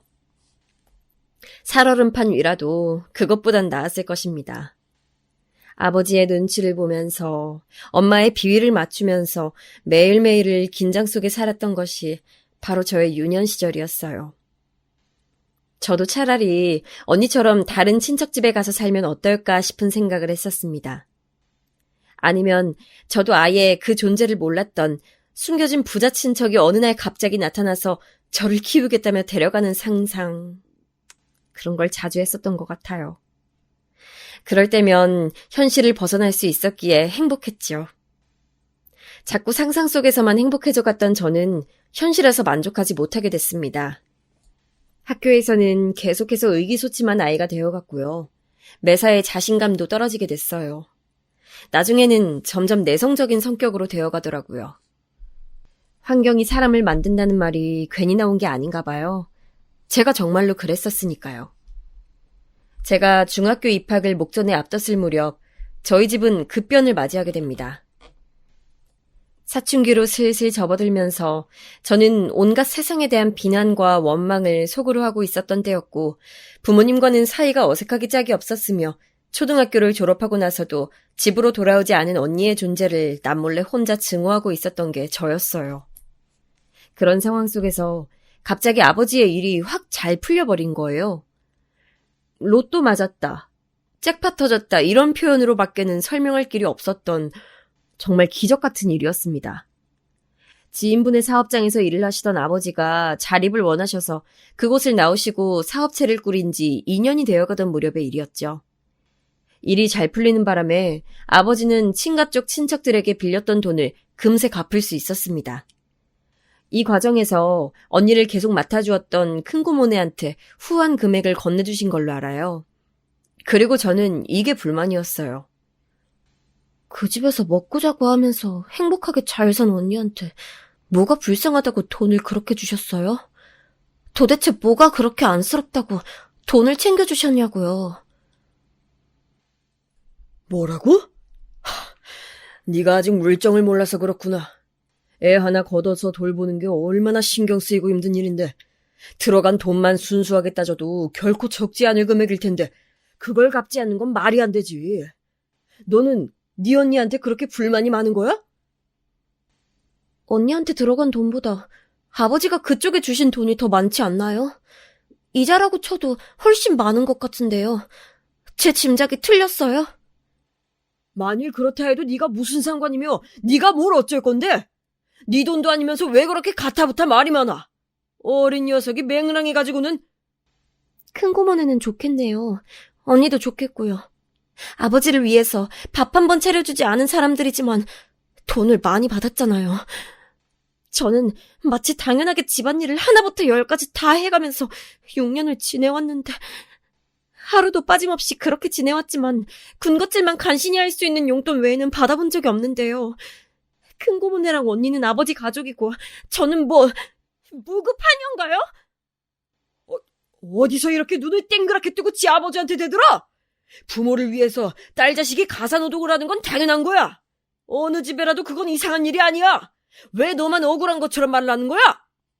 어느 집이요? 아버지, 도대체 어느 집이 이렇게 사는데요? 말씀해 주실 수 있나요? 저는 저희 반뿐만 아니라 저희 중학교 전체를 통틀어서 저처럼 하루도 빠지지 않고 혼자 가사노동 다 하면서 자기 아버지 뒷바라지 다 하고 자기 엄마 기분 살피느라 안절부절하면서 사는 사람은 아무도 없을 거라고 생각하는데요. 그건 아무튼 네 큰고모한테 돈을 주는 건 당연히 해야 했던 일이고 도리야. 그건 네가 상관할 바가 아니야. 그리고 네 용돈은 올려주마. 네가 중학생이 된 지가 언젠데 아직까지 용돈을 안 올려준 건 내가 잘못 생각했다. 세상 무서울 것 없는 사춘기 파워를 앞세워서 아버지한테 저는 대들었었죠. 감정적인 말뿐이었지만 돌이켜보면 부끄러운 순간들이 많았지만 그렇게 했던 것 자체를 후회하진 않았습니다. 동생이 갑작스레 떠난 이후로 우울증과 조울증을 넘나들며 오래 지내셨던 엄마. 그랬던 엄마가 아버지의 재도약 이후로 슬슬 기운을 차리시더니 바깥 생활을 자주 하기 시작하셨는데 기력을 그렇게 찾으시고 나면 가정을 돌보실 거라고 믿었건만 여전히 모든 것이 저의 몫으로 남겨져 있는 것이 저는 어이가 없었어요. 저라고 그걸 좋아서 했던 건 아니잖아요. 저밖에 없으니까 해야만 하는 일이니까 그랬을 뿐이었죠. 그런데 저도 머리가 점차 커가면서 엄마라는 사람이 이루 말할 수 없이 무기력하고 무능한 사람으로 보이기 시작했습니다. 아버지는 다시 일어서는 것에 집착하며 매달려 있었기에 그것 외에는 아무것도 볼 줄 모르는 외골수가 분명했고요. 저희 집은 경제적인 상황이 무척 나아지고 있었으나 가족 간의 깊어진 골은 어떻게 해볼 수 있는 상태가 아니었습니다. 특히 제 안의 응어리 같은 것이 이미 단단하게 진 상태였어요. 제가 중학교 2학년 때 드디어 저희 집이 이사를 갔어요. 이때부터 저는 모든 집안일에서 손을 뗐습니다. 그래, 이런 데서 살아야 집안일을 할 맛도 나지. 설거지를 해도 행복하고 빨래를 돌려도 기분이 좋으려면 바로 이런 집에서 살아야 돼. 그런 감상을 내뱉으시는 엄마의 표정이 전에 없이 환해 보였습니다. 저희 집이 망하기 전에 살았던 집만큼은 아니지만 좁고 어두웠던 구옥집에 비하자면 대궐 같은 집으로 이사를 했고 엄마는 점차 밝아지기 시작하셨어요. 마치 동생이 세상을 떠나기 전처럼 말입니다. 결국 돈이면 다 되는 것인가. 돈으로 행복을 살 수는 없다지만 돈이 있으면 행복하기 쉽다는 것이 무슨 말인지 이해할 수 있었습니다. 저는 이때 사춘기가 절정에 올라있던 중학교 2학년이었기 때문에 더욱 이런 현상에 염증을 느꼈었던 것 같아요. 제가 성인이었다면 속물적으로 생각하고 판단하지 않았을까 싶네요. 역시 돈이 최고야 이런 생각이나 하고 말았을지도요. 하지만 저는 어둡고 우울한 시간을 꽤 오래 보내온 상태였기 때문에 모든 것이 곱게 보이지 않았습니다. 그리고 언니가 곧 집으로 돌아왔어요. 고등학교도 전학수속을 밟고 저희 집에 살면서 대학 입학을 할 것이라고 했습니다. 이미 삐뚤 시각을 가지고 있었던 저는 제가 그 고생을 하면서 매일같이 눈칫밥이나 얻어먹으며 가난을 직접적으로 마주하는 동안에 멀리 피난이나 가 있었던 언니가 달갑지 않았습니다. 힘든 시간을 보낼 때는 쏙 빠져 있다가 이제 와서 돌아오겠다고? 의리 한번 좋으시네. 고생은 안 하고 싶고 누릴 건 다 누리고 싶고? 저는 그런 생각을 하고 있었기 때문에 언니랑 잘 지내고 싶은 생각이 없었어요. 하지만 저희는 어쨌거나 친자매였으니 피는 물보다 진하다는 말처럼 지내다 보면 금세 융합되기 십상이었을 것입니다. 그러나 고슴도치처럼 가시를 세우고 있던 저에게 언니 역시도 구태여 다가오려고 하지 않았어요. 가시에 손이 찔리기는 싫었다는 거죠.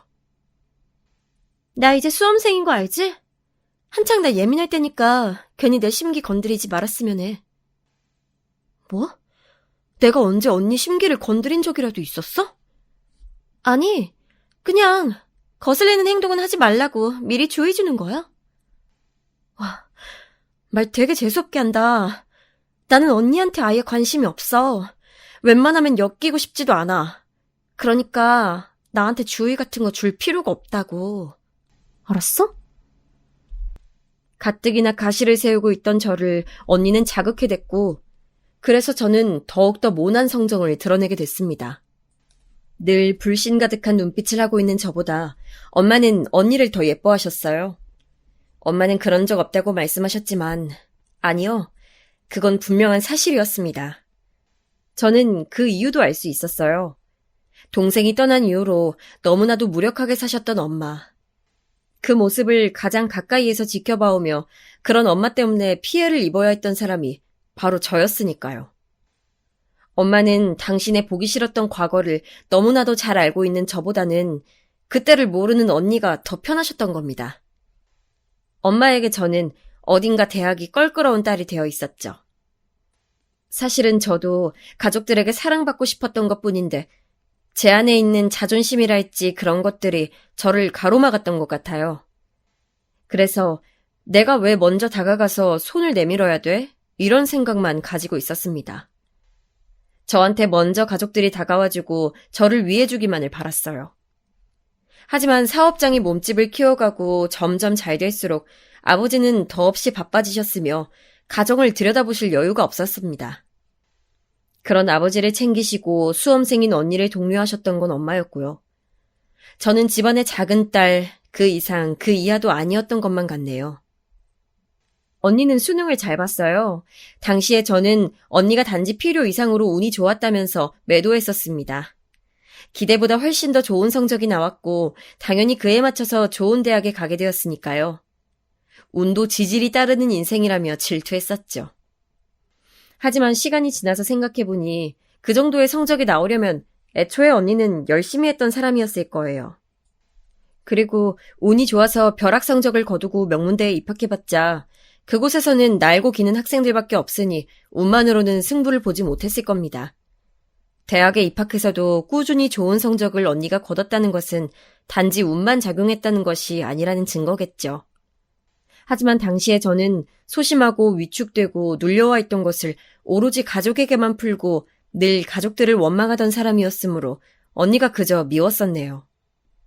제가 수험 공부로 힘들어하던 시기에 언니는 즐거운 대학 생활을 누리고 있었기에 더욱 질투가 났었어요. 게다가 아버지께서 언니한테 그때 차를 뽑아주셨거든요. 여대생한테 첫 차로 작은 경차도 아닌 외제차라니. 그때 새삼 저희 집이 얼마나 다시 잘 살게 되었는지 체감할 수 있었습니다. 저 또한 꿈만 같은 대학 생활을 누리겠노라고 다짐했지만 수험 공부는 만만치 않았어요. 열심히 해서 모의고사 때는 좋은 결과를 냈었는데 수능에서는 죽을 썼습니다. 저는 이것 때문에 또 엄마랑 많이 싸웠고 가족들이랑 냉랭해졌었어요. 왜냐하면 저의 수능 도시락 때문이었습니다. 모처럼 엄마가 저를 위해서 도시락을 싸주셨어요. 수능날이라고 말이에요. 엄마는 메뉴에 고기를 넣어주겠다고 하셨고 저는 그때 분명히 말씀을 드렸습니다. 엄마, 나는 소고기 장조림 먹고 싶어요. 다른 반찬은 아무거나 상관없는데 고기 반찬은 무조건 소고기 장조림이었으면 좋겠어. 그래, 알았어.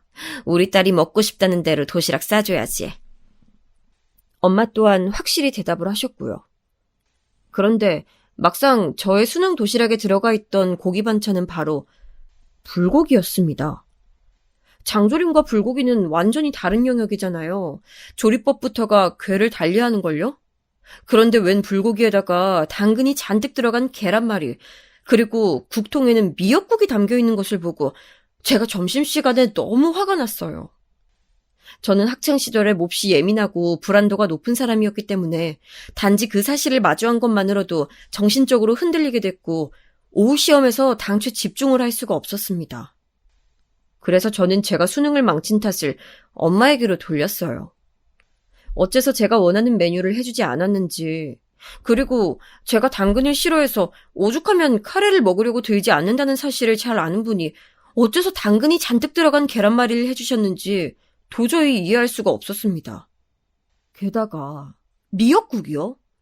미끄럽다고 해서 미신적으로는 중요한 시험날에 먹지 않는 메뉴잖아요. 저는 원래 그런 거 신경 안 쓰긴 합니다만 불고기랑 계란말이도 마음에 안 드는 판국에 미역국까지 더해지니까 진짜 너무 화가 나서 미칠 지경이었습니다. 저는 엄마와 썰전을 벌였고 그런 도중에 충격적인 사실을 듣게 됐어요. 내일이 네 동생 생일이잖아. 엄마, 갑자기 수민이 얘기는 왜 꺼내시는 건데요? 제 동생 생일인 거랑 도시락이랑 무슨 상관이 있어서요? 짜증스럽게 되묻던 저는 금세 스스로 답을 깨닫고는 충격을 받았던 거예요. 동생의 생일이라서 미역국을 끓이셨고 동생이 가장 좋아했던 음식인 불고기를 그래서 하셨으며 동생이 편식이 심한 아이였었는데 당근을 잘게 썰어서 계란말이에 넣어주면 잘 먹었던 모습 때문에 엄마가 제 수능 도시락을 그렇게 싸신 거라는 것을 깨닫고 나서 너무나도 큰 마음의 상처를 입었습니다. 그래서 엄마를 향해 온갖 모진 말을 뱉었었죠. 뭐라고 했었는지 정확히 기억도 안 나요. 울며 불며 난리를 치면서 엄마한테 소리를 지르고 발광을 했었거든요. 사태를 알게 되신 아버지께서는 우선 저의 편을 드셨지만 제가 재수를 하고 싶다는 걸 단칼에 거절하신 걸로 봐선 제가 잘못했다고 여기시는 것 같았습니다. 언니는 저한테 철이 없어도 그렇게 없을 수가 있냐면서 비난을 퍼부었고요. 저는 집에서 왕따인 것 같았어요. 가장 분한 사실은 내가 능력이 없어서 내 힘으로 재수를 하고 내 힘으로 새로 대학을 갈 엄두가 안 난다는 거야. 저는 성적에 맞춘 대학에 들어갔어요. 언니보다 훨씬 떨어지는 곳에 갔다는 것 때문에 저는 우울했습니다. 엄마와 사이가 틀어져서 대면대면해진 것도 속상했고요. 여기서 또 혼자 서글펐던 것은 대학교 근처에서 자취를 했는데 이 비용을 전부 마련해 준 것이 아버지셨다는 사실입니다. 저는 입만 살아서 짓거릴 줄만 알았지 제 스스로의 능력은 쥐뿔도 없는 사람이었어요. 그 생각만 하면 자괴감이 저를 덮쳐왔습니다. 집안에 돈이 있기 때문에 저는 학자금 대출을 받지 않아도 됐고 시간을 쪼개가며 아르바이트를 하지 않아도 생활비가 충분했죠. 결국은 집안의 도움 없이는 홀로 설 수 없는 존재라는 사실이 저를 작아지게 만들었어요. 언니는 대학 졸업 이후에 짧은 취업준비생 생활을 마치고 괜찮은 직장에 취직했습니다. 이때가 아버지의 사업장이 탄탄하게 자리를 잡았던 시기였어요. 궤도에 올랐던 때였고요. 그래서 사실 아버지의 회사에 언니가 들어가도 되는 일이었습니다. 하지만 언니는 부모님의 제안을 거절했어요. 혹시 나중에 들어가서 일을 하게 되더라도 우선은 나 스스로 사회 경험을 따로 쌓아보고 싶어요. 내가 얼만큼이나 해낼 수 있는 사람인지 궁금하기도 하고요. 언니는 그런 당찬 포부를 밝히며 사회생활을 시작했고 저는 대학 공부를 마무리했습니다. 하지만 취업의 벽은 너무나도 높았어요. 대학 졸업장만 가지고는 안 되는 일이더군요. 자기소개서를 쓰느라 하루를 몽땅 날리는 일이 허다했지만 그럼에도 취업은 쉽지 않았습니다. 면접을 보러 다니는 것에 지쳐갈 때 저는 남들보다 뛰어난 것을 갖추기 위해서 자격증 공부를 시작했어요. 그렇게 2개를 따냈고 다시 본격적인 취업 시장에 뛰어들었다가 어영부영 무난한 곳에 입사를 했습니다. 그때 아버지께서는 그곳의 조건을 가만히 들여다보시곤 일을 해보고 여의치 않으면 언제든지 그만둬라. 여차하면 내 회사에 들어와서 일을 하면 될 일이야. 저한테 이렇게 말씀하셨습니다. 저는 귓등으로도 듣지 않았어요. 저의 자존심 같은 게 저를 막고 있었죠. 그렇게 취업을 한 곳에서 일을 시작했는데 텃세 때문에 미치는 줄 알았습니다. 하필이면 제가 들어간 부서가 그곳에서 악명 높은 신입의 무덤이라는 것을 입사하고 2달째에 몰래 들어서 알게 됐죠. 그때의 좌절감이란 말로 설명할 수가 없을 정도네요. 사람을 정신적으로 괴롭혀도 진짜 그렇게까지 괴롭힐 순 없었어요. 입사하고 나서 반년도 안 됐는데 쌓인 에피소드는 10손가락을 넘어간 지 오래였고 스트레스 때문에 생리불순에도 걸렸습니다. 제가 골골대고 있으니까 엄마가 저한테 고집 그만 부리고 퇴사하라며 종용하셨죠. 저는 못 이긴 척 그곳을 나왔어요. 아니올시다 싶은 직장을 나왔던 것뿐인데 이상하게 그때의 저는 나는 실패자야 이런 생각이 들었던 것 같아요. 언니는 성공적인 이직까지 이뤄내서 직장 생활을 하고 있었기 때문에 더욱 비교가 됐지요. 퇴사 후에 칩거하고 있던 저는 무기력하게 있지 말라는 아버지의 불호령을 듣고 나서야 일어났습니다. 그 후로 다시 취업 준비를 하다가 결국 아버지의 회사에 들어갔어요. 단순 사무 업무 보조를 하는 인력이 부족하단 소리에 그냥 그 파트에 앉아서 일을 시작했고 온갖 잡무를 했습니다. 전문 인력이 필요한 자리는 아니었어요. 그냥 일손을 덜어주는 사람이 필요한 자리였죠. 몸과 마음이 좀 지쳐 있었던 저에게는 되려 잘 맞는 일이었습니다. 처음엔 솔직히 몇 주만 다녀보자 이런 생각이었는데 은근히 저한테 일이 잘 맞더라고요. 그리고 아버지랑 심적으로 가까워지고 친해지는 기분이 들어서 묘했습니다. 엄마도 저한테 먼저 회사에서 어땠냐 이런 질문들을 던지기 시작하셨고요. 저는 결국 아버지 회사에 눌러앉기로 결심했습니다. 자존심을 내려놓으니까 편안했는데 한편으로는 또 나는 역시 혼자 힘으로는 안 돼. 나는 실패자야. 이런 생각이 자꾸만 들어서 우울할 때도 있었어요. 이런 저에게 소개팅 자리가 들어오게 됩니다.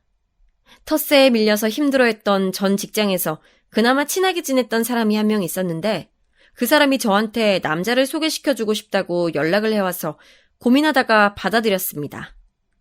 만나보니까 나쁘지 않아서 인연을 이어갔고요.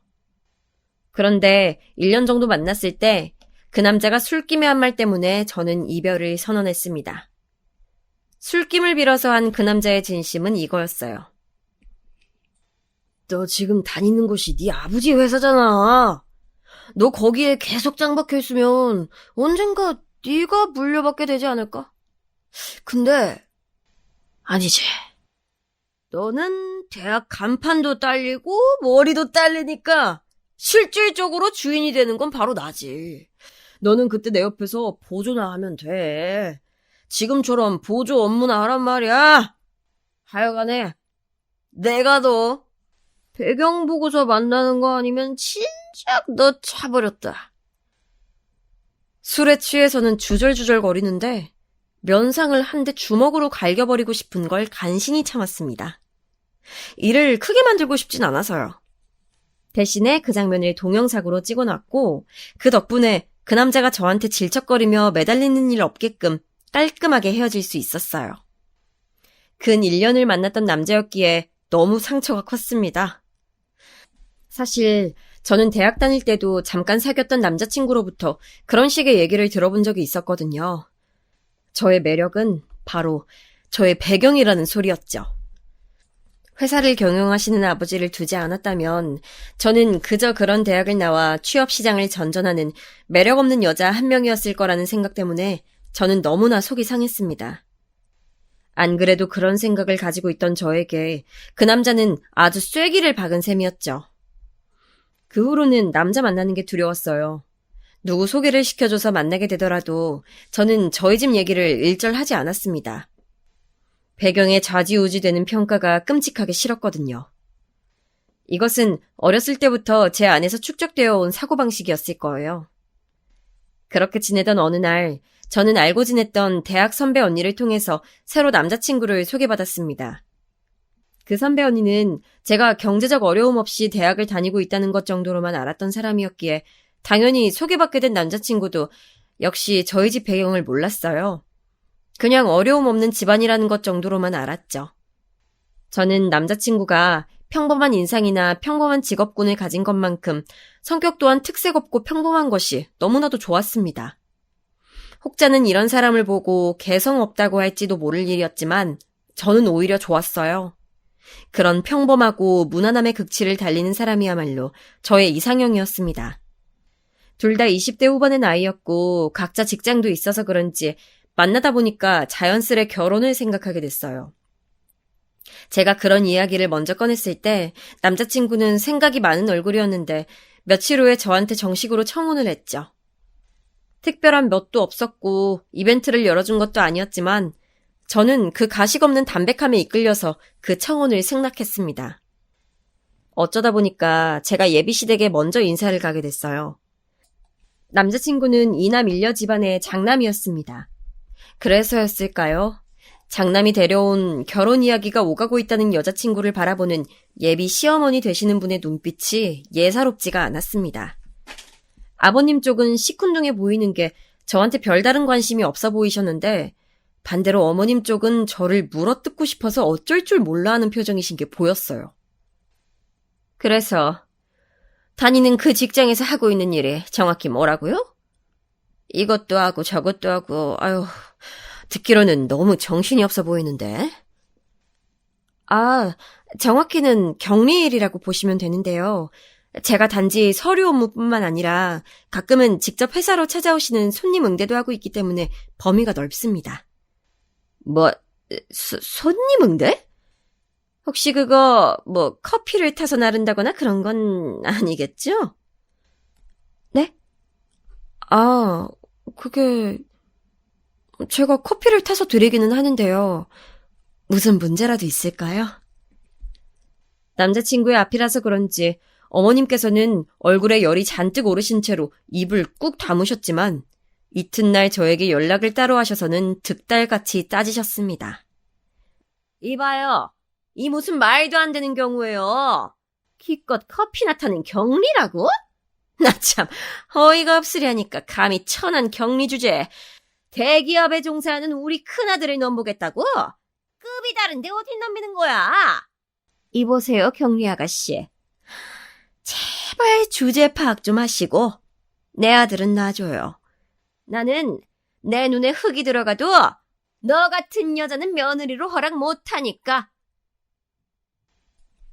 당신 하실 말씀만 하시고선 일방적으로 전화를 끊으셨는데 이런 모욕감은 처음이었습니다. 저는 화를 사귀고 나서 어머님께 전화를 걸었지만 안 받으시더군요. 제 번호를 즉시 차단하신 모양이었어요. 거기에서 또 한 번 수치심이 들었죠. 남자친구에게 이런 얘기를 다 했어요. 그랬더니 무척 난감한 얼굴로 저한테 결혼은 어차피 우리 둘이서 하는 거잖아. 엄마가 뭐라고 하시든 너무 신경 쓰지 마. 이렇게 얘기를 해주더군요. 그런데 적극적으로 뭔가 해결을 하려는 뉘앙스가 전혀 아니라서 제가 좀 당황했습니다. 제가 모욕감을 느꼈다고 하는데도 저한테 자기 모친 대신이나마 사과하려는 제스처도 안 보여줬고요. 솔직히 조금 실망하긴 했으나 남자친구와 결혼하고 싶다는 마음까지 흔들린 건 아니었기 때문에 다시금 자리를 만들어서 예비 시부모님을 뵈러 갔습니다. 식당에서 밥 먹는 자리였는데 생각보다 분위기는 좋았어요. 별다른 얘기도 오가지 않았고요. 그래서 저는 앞으로의 진행이 원활할 것이라고 제멋대로 착각을 했는데 갑자기 식사가 맞춰갈 무렵 어머니께서 여자끼리 따로 커피라도 한잔할까? 내가 맛있는 커피 한 턱 쏠 수 있는데. 저한테 이렇게 말씀하시는 건 아니겠어요. 뭔가 심상치 않았습니다. 저는 왠지 이 순간을 피하고 싶어서 남자친구를 쳐다봤는데 제 시선을 피하더군요. 좀 황당했어요. 그제서야 얘는 마마보이구나 라는 사실을 깨달았죠. 자기 모친 말이면 꼼짝 못하는 모양이었습니다. 어쩔 수 없이 저는 식당을 나와서 어머님과 근처의 카페로 향했어요. 어색하게 아메리카노 2잔 시켜서 마주보고 앉았는데 저한테 대뜸 이러시더군요. 너 아까 우리 아들이 밥값 계산했는데도 고맙다거나 잘 먹었다는 말 한마디를 안 하더라? 네? 저희는 서로가 워낙 번갈아가면서 계산을 하는지라. 시끄러! 나는 너처럼 남한테 기생하며 사는 애들을 아주 잘 알아보거든. 그래서 내가 너 마음에 안 드는 거야. 우리 잘난 아들한테 붙어서 피 빨아먹을 작정이지. 직장에서 커피나 타고 서류나 좀 들여다보는 게 전부인 경리면서 밖에서는 이런 커피도 줄창 사 마실 테고 말이야. 안 그러니? 너 딱 보니까 허영심 있어 보여. 관상이 그래. 어머님께서 지금 저한테 무슨 말씀을 하고자 하시는지는 알겠는데요. 너무 노골적으로 그러시니까 제가 기분이 좀 별로네요. 어머, 얘 말하는 꼬라지 좀 봐. 네가 기분이 별로면 뭐 어쩔 건데. 나한테 지금 그따위 눈을 불하려 대는 거야? 너 보통 내기가 아니구나. 그러니까 대기업 다니는 우리 잘난 아들을 꼬여냈겠지. 그런 능력 하나는 아주 좋네. 지금 다니는 거기는 또 대체 어떻게 들어갔니? 면접에서 커피 잘 타는 시범이라도 보였었나 봐. 어머님께서 피식 웃으시면서 말씀하시는데 그때 제 이성의 끈이 툭 끊겨버렸습니다. 남자친구랑 결혼하겠다 어쩐다 했던 마음도 그때 다 날아가 버렸어요. 이제 보니까 식사 도중에 어머님께서 몇 번 저를 얕잡아보는 언행을 하셨지만 남자친구는 그걸 막아주지 않았었거든요. 제 생각보다 아주 별로인 놈이라는 판단이 확 들었습니다. 저는 얄밉게 커피를 호로록 마시고 계신 어머님께 말씀드렸어요. 아니요, 저 면접 안 봤는데요. 그럴 필요가 없었거든요. 면접도 안 봤단 말이야? 어우, 세상에. 얼마나 별거 아닌 자리였으면 그런 것도 없이 서류만 보고 사람을 쓴다니. 아유. 서류를 내긴 했지만 전혀 상관이 없었어요. 저는 어쨌거나 무조건 합격인 입장이었으니까요. 뭐? 무조건 합격? 그게 대건절 뭔 소리야? 그 회사 대표님이 바로 저희 아버지세요. 저희 아버지 회사에 다니고 있는 거라서요. 저의 엄청난 발언에 깜짝 놀라신 어머님이 손을 떠시는 바람에 커피가 흘러넘쳤어요. 손에 뜨거운 커피가 떨어지자 어머님께서는 비명을 지르시며 자리에서 일어나셨죠. 저는 그 호들갑스러운 광경을 무심한 눈빛으로 쳐다봤습니다. 어머님께서는 당황하신 얼굴로 대인 손을 움켜쥐신 채로 저한테 물어보셨죠. 우리 아들은 그런 말 안 하던데? 그렇겠죠. 제가 말을 안 했으니까요. 굳이 미리 밝힐 필요가 없어서 그랬어요.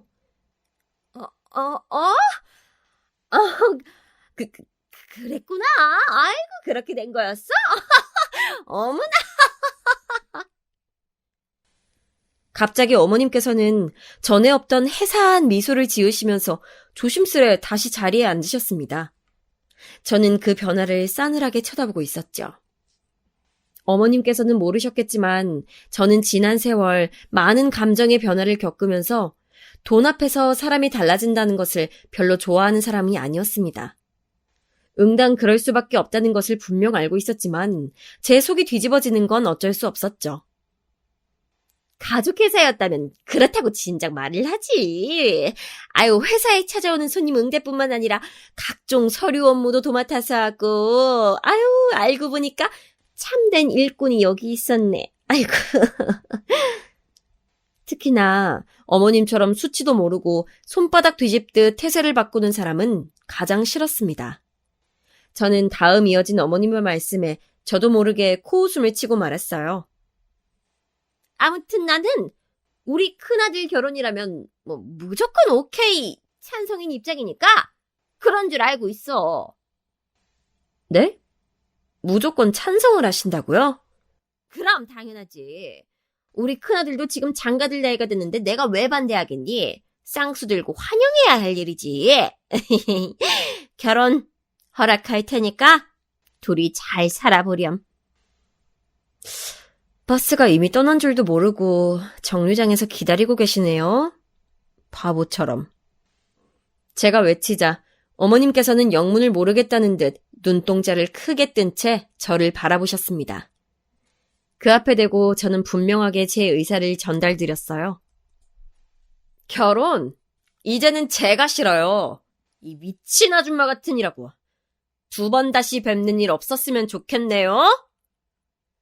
또박또박 말을 뱉은 후에 미련 없이 자리에서 일어났습니다. 입도 대지 않은 커피는 그대로 남겨둔 채 말이죠. 제가 걸음을 옮기자 그제서야 상황 파악을 마친 어머님께서 저를 붙잡으려고 별별 호소를 다 하셨지만 저는 눈길도 그쪽으로 주지 않았어요. 어머님께서 먼저 선수를 치시기 전에 저는 먼저 움직였습니다. 남자친구에게 연락을 한 거였어요. 자기야, 우리 그만하자. 여기까지만 하는 게 좋을 것 같아. 나는 자기 어머님 같은 사람하고 엮일 자신이 없고 자기 같은 사람하고 평생을 약속할 자신은 더 없어서. 내 말 무슨 뜻인지 알지? 너 우리 엄마한테 또 무슨 한 소리를 듣고 이러는 거야. 네 심정은 알겠는데 너 꼭 헤어지자는 말을 그렇게 해야 되냐? 어떤 아름다운 이별을 기대했었길래 그러는 거야? 그런 건 없어. 추잡하거나 덜 추잡한 이별만 있을 뿐이지. 나는 너랑 이제 완전히 끝났어. 너도 이제 나를 2번 다시 찾아오지 않겠다고 약속 좀 해줄래? 너 이상한 데서 고집이 있어서 이렇게 약속한 건 꼭 지키는 사람이잖아. 네가 그러면 내가 매달릴 줄 아나 본데. 아니야, 너 착각한 거야. 그래, 헤어지자. 2번 다시는 내가 너 찾는 일 없을 거야. 남자친구가 울컥한 목소리로 선언하는 것을 통화 녹음 모드를 따놓은 저는 미련 없이 전화를 끊었고 그 음성 파일을 즉시 남자친구에게 전송한 다음에 번호를 차단했습니다. 결혼까지 생각했던 인연을 이런 식으로 정리한다는 것에 씁쓸함을 느꼈지만 별 수 없는 일이라고 스스로를 다독였어요. 역시나 그 어머님께서 입을 놀리신 모양이었습니다. 저한테 차인 그 남자는 자기가 했던 말을 번복하는 강수까지 두면서 저를 찾아왔었죠. 제 배경이 무척 아깝다는 눈치였고 저는 그 남자를 무참하게 끊어냈습니다. 그 이후로는 많은 생각을 하면서 지냈어요. 저 스스로를 회복하는 데 초점을 맞추고 싶었고 제 안에 남아있는 열등감과 싸웠습니다. 그 결과 가족끼리 많이 화목해졌어요. 언니랑도 말이죠. 점점 더 친해져서 지금은 둘도 없는 자매 사이가 됐네요. 다사다난했지만 어쨌든 가족은 가족인가 봐요.